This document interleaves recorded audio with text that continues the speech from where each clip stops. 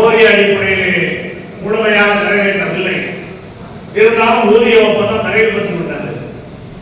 ஆனால் நாம் முன்வைத்த கோரிக்கைகள் பலவற்றை அரசு நிறைவேற்றவில்லை. குறிப்பாக ஓய்வு பெற்ற ஊழியர்களுடைய கோரிக்கைகள் சம்பந்தமாக அரசு பல பிரச்சனைகளை பின்னாலே நான் சொல்கின்றேன். பல பிரச்சனைகளை நாம் முன்வைத்த பொழுது கூட அரசு அதற்கு உரிய பதில் சொல்லவில்லை. நிறைவேற்ற முடியும், முடியாது, இப்போது செய்வோம், இதை செய்ய முடியும், செய்ய முடியாது என்ற அடிப்படையில் கூட அமைச்சரோ அல்லது அதிகாரிகளோ எந்த பதிலும் சொல்லவில்லை. எனவே நம்முடைய அடுத்த கட்ட நடவடிக்கை என்ற அடிப்படையிலே நம்முடைய போராட்டங்களை தொடர வேண்டிய கட்டாயம் இருக்கிறது. எனவே அந்த போராட்டங்களை தொடர்வதற்கான ஆயத்த மாநாடாகத்தான் இந்த மாநாட்டை நடத்தி கொண்டிருக்கிறோம். ஏற்கனவே கடந்த சில ஆண்டுகளாக நம்முடைய சம்மேளனம் ஓய்வு பெற்ற ஊழியர்களுடைய இந்த பிரச்சனைகளுக்கு தீர்வு வேண்டும் என்றால் ஓய்வு பெற்ற ஊழியர்களும் பணியில் உள்ள ஊழியர்களும் ஒன்றிணைந்து போராட வேண்டும் என்று தொடர்ந்து வலியுறுத்தினோம். ஆனால் அப்படிப்பட்ட ஒன்றிணைந்த போராட்டம் நடைபெறுவதற்கு சிலர் தடையாக இருந்தனர். ரேவா என்பது நம்முடைய அமைப்பு, அது யாருடைய அப்பன் வீட்டும் சொத்தும் அல்ல. ரேவா என்பது சிஐடியால் துவக்கப்பட்ட அமைப்பு. துவக்கிய தலைவர்கள் மேடையில் இருக்கின்றார்கள். இந்த அமைப்பை இவ்வளவு பெரிய அமைப்பாக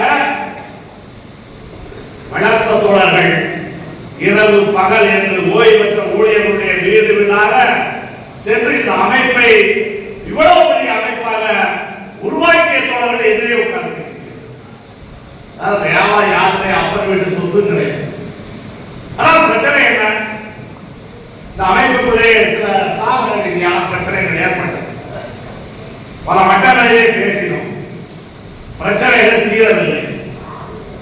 ஒரு அமைப்பு அரசை எதிர்த்து போராட வேண்டும் என்றால் அந்த அமைப்பு வலுவான அமைப்பாக ஸ்தாபன கட்டமைப்போடு இருக்க வேண்டிய அமைப்பாக இருக்க வேண்டும்.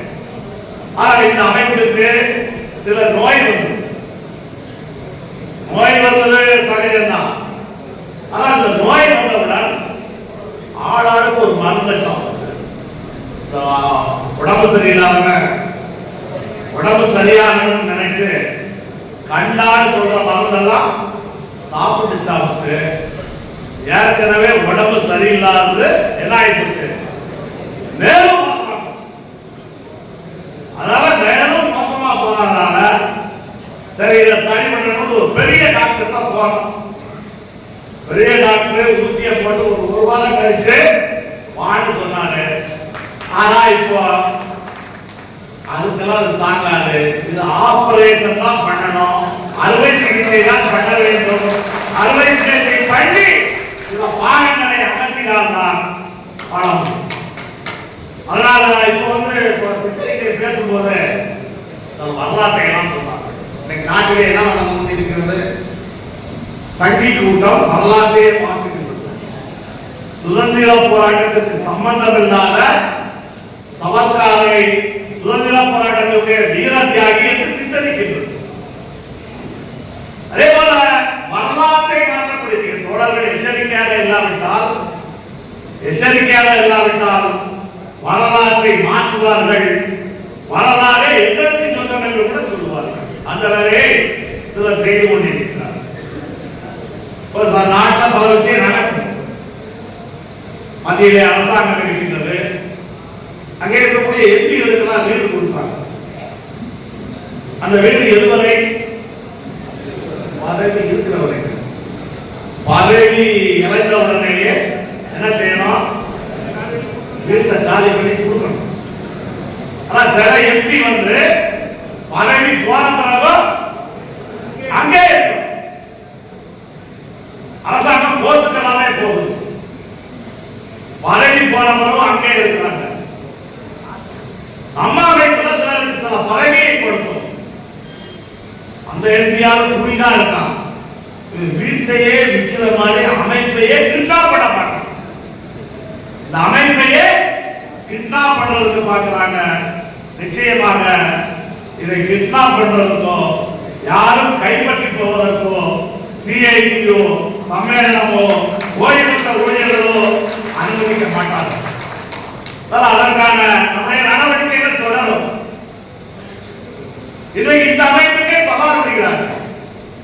செங்கோடி அமைப்புக்கு சவால் விட்டு எவனும் வரலாற்றில் வாழ்ந்ததாக சரித்திரமில்லை. விட்டல் உட்பட தற்கொலை பண்ணிதான் செத்தான். தற்கொலை பண்ணிதான் செத்தான். என்னதான் பேசுறான்? நேற்று முதல் சில கூட்டத்தில் ஒரு ரெண்டு பேர் அவர் அரைவட்டுகள் பேசி இருக்கின்றது. மகத்தான தலைவர்கள் பிடிஆர், மகத்தான தலைவர் எம்.கே. பாண்டே, இவங்கெல்லாம் மூன்றாம் சலுகையாளர் பென்ஷன் வேண்டும் என்று கேட்டார்கள். எம்.கே. பாண்டேயை விட பிடிஆர் விட புத்திசாலி சொல்லிருக்கான். யாரு?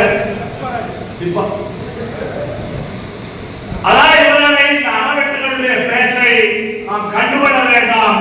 இவர்கள் நமக்கு